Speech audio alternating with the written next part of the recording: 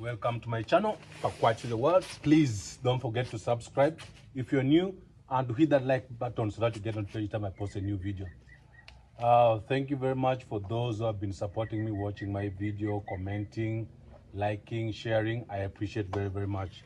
Now today I come bearing gifts. These are special gifts. And what I'm going to talk about is dowry negotiation. Yes, you heard me right. So a couple of weeks ago, I was a chief negotiator in a dowry negotiation basically. So what happens in every Luo culture, anyone else can bear me witness in case I'm wrong, but I'm assuming most Luo cultures, when their daughter is getting married, they have to have a team to negotiate the dowry with the in-laws. Now, it so happened that was my first time, my first experience to be the chief negotiator of that occasion. Now, what happened is like you'll have two parties. Of course, the bride's party and the groom's party. Now, the elders on the other side will come with their son and will also be on our side, but without our daughter. The girl can never get to know how much she's worth. Yeah, that is surprising, but yes, it happened. She can never get to know how many cows, how many goats, how many hens, how much cash is paid as dowry. She can never get to know. She has to wait till the aunties or the uncles say, yes, it has been done and we have accepted. Now you can go with the man. So it so happened that one of our daughters, the reason why I use the word daughters, because in an African culture, or like in my culture, the Luo culture, when a girl is born, the girl belongs to the clan. So which means that when the time for marriage comes, it will be the uncles in charge. The father will never take part. Actually, the father was not among us, the people sit in that room to negotiate the dowry. He will sit outside, and if anything needed, they approach him and ask him, then he gives his opinion. But normally he does not make any decision, doesn't take a decision. So yeah, it was my first time to sit and take charge of the negotiations. So what happens, the elders will negotiate the dowry, collect the dowry, then hand it over to the father of the bride. In this case, it was like our clan brother. But he will have no say in how much is paid. Now, so if you receive the bride price, whatever, whether in cows, whether in cash, you will then, after the occasion, you will call the elders, maybe get one of the cows and the goat and slaughter. They cook a big meal and maybe decide to give them something each. If there was some cash, you can decide to give them something each. But even what he gives is at his own discretion. You cannot say that we demand this amount of money out of what you got. So even though he has no say in how much is paid for the dowry for the daughter, he has in say in how that money is spent. Because normally they believe that the dowry should help him to marry for his sons. The dowry should help him also to have some cattle, some animals at home. So when he receives the dowry, the animals and the cash, the decision is his on how he uses it. But of course, normally, to thank the elders who supported you on that day, you have to maybe cook a big meal, slaughter a cow or slaughter a goat, bring some drinks, and they celebrate. But that you can only wait for that once the cash or the animals are given to him. But in the negotiation, he does not take part. It doesn't take part, and he did not take part. He just sat outside. So yes, as much as I'm saying, he does not take part, but after everything, he has to receive the dowry himself. So yeah, what happens is prior to that day, they send a list to the groom what our demands are, what we expect them to pay as dowry. Now we'll send a list. That list will include cash, cows, goats, and small gifts for the aunties and uncles. And then they also have to look at that list and then come, choose a date, say that, or if we are ready to come, we are going to come on such and such a date to negotiate the dowry and see if we can agree on a certain amount of cows, goats, and cash. So now what happened with this one, they wanted to make it an introduction to come and meet the family of the bride, at the same time negotiate dowry and leave whatever they have come with. Of course, in our culture, they say marriage never ends, which means even though they put there 100 cows or 500 cows, you can give whatever you have, and then the balance is carried forward for the next time whenever you're ready. So marriage never ends. So yes, when we sat there, all the elders, my clan elders, uncles, they told me, oh, now you are the one going to be the chief negotiator. I was taken aback, but it was a very, very good chance for me, because I've never, actually it was my first time to sit in a real negotiation of a dowry for our daughter, of any kind. So they told me, get a mat. It was a mat like this one, and I sat. Of course, the elders were all behind me. They sat behind me, and then the in-laws are in front of me with also their chief negotiator seated on the mat. So we start asking them the question. So basically, when they come, you ask them, what brings you to our home? So they start telling you the reason why they have come.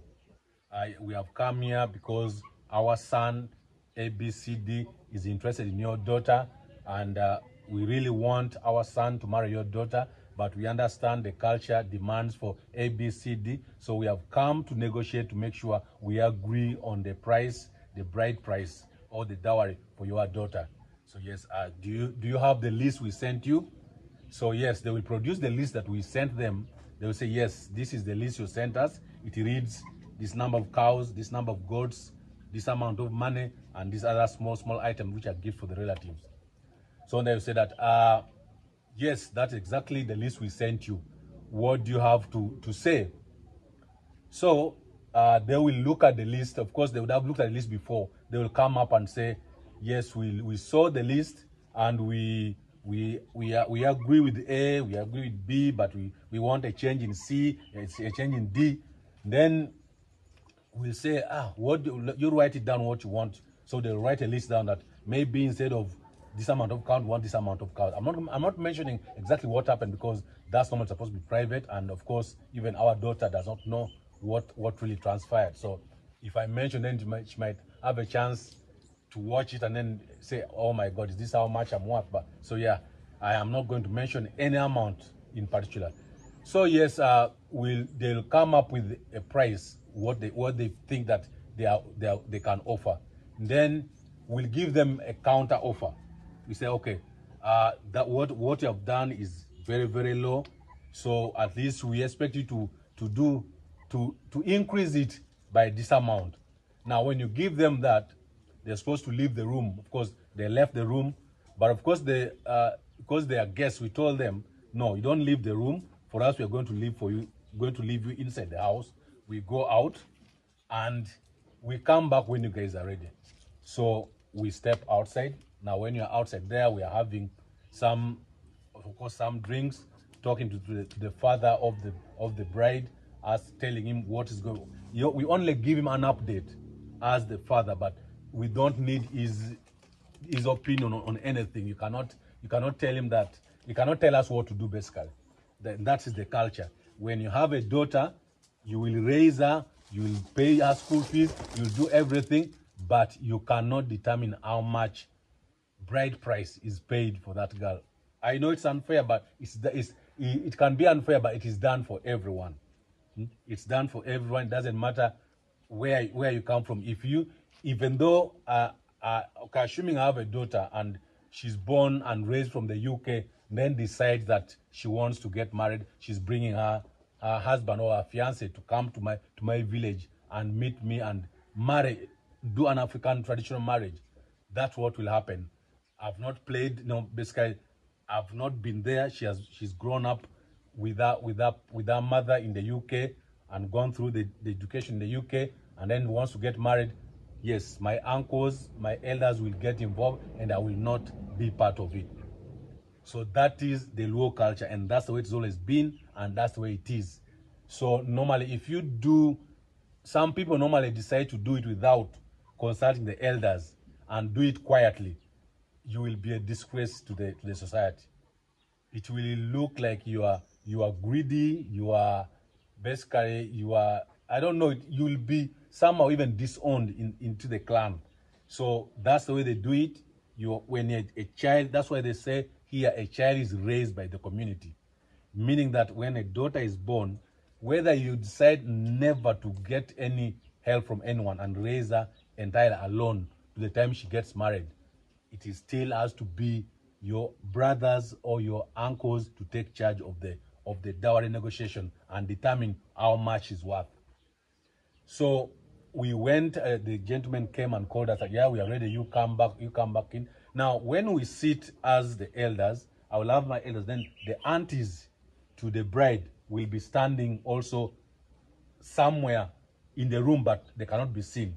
Now, the aunties, their main work there is to make, and once we agree on the dowry, we have agreed, the two parties have agreed that yes, now this is acceptable. We'll tell them that yes, our daughter has been, the marriage has been approved, basically. Then they will make that noise. So what that is their work. They stand. They also don't have anything to say in regarding the dowry. So yes, we came back in, and of course you always have to. I should say we were so liberal. Maybe I should say I'm liberal because I think of other issues other than the dowry itself. But if you get someone who is a really low, born and bred, grown into this traditional status, they will, even though it is 1 shilling missing, they will never accept. But of course, for us, we had already organized. We have the people outside, the guests are outside waiting. So we needed to sum this up really fast. So we finally, of course, after haggling like about 3 or 4 times, we write this, they write this, we have to come to an agreement. Now, for example, we started this around 11, and by 4:30, we are just concluding. And now once that is done, we shake hands, we put it in writing that we have agreed on this amount of cows, goats, and money. Of course, there are items in that list that are not negotiable. So those items I'm not mentioning, but like I say, like there are other items that are always included in the list, but they are not negotiable. So yes, after that, we told the aunties, yes, we have agreed, and the marriage is going to go on. And of course, the place went wild. They make noise, the DJ put music. Then it was time to celebrate. So we went outside, and the bride came out, and yes, it was party all day and all evening. Now, this item I came with, this is a special gift given to me as an uncle. I have forgotten its name, but for those who know can guess where it comes from, because I don't want to tell you where my in-law comes from. So this is one of the gifts I was given, and it's very important stick. As you can see, it is well decorated. Well decorated. Yes, I love it so much. And of course, they gave me this. This is I don't know what it's called but for us we call it kanzu. So on that day, I was actually wearing one of these. I was wearing one of these with a jacket on. That's how I was dressed on the day. So yes, this was a gift. Actually, I've never opened it since it was given to me. So just want to try it on now. I don't know if the camera will be able to cover me all. Yes, so that's how it looks. So you put a jacket on. Put a jacket on, and yeah, good to go. So this is how I was dressed on that day, with a jacket and seated like this. Sit like this to negotiate for the dowry. And yes, our daughter was married off.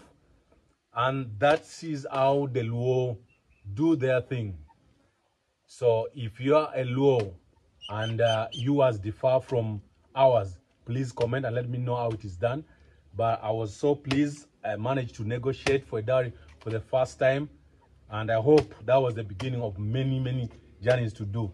So thank you very much for this short story, for this small sit down, and I hope you've enjoyed it and learned something out of it. Please take care and don't forget to subscribe. The channel is Pakwach the World. Hit the like button so that you get notification each time I post a new video. See you next time. Bye.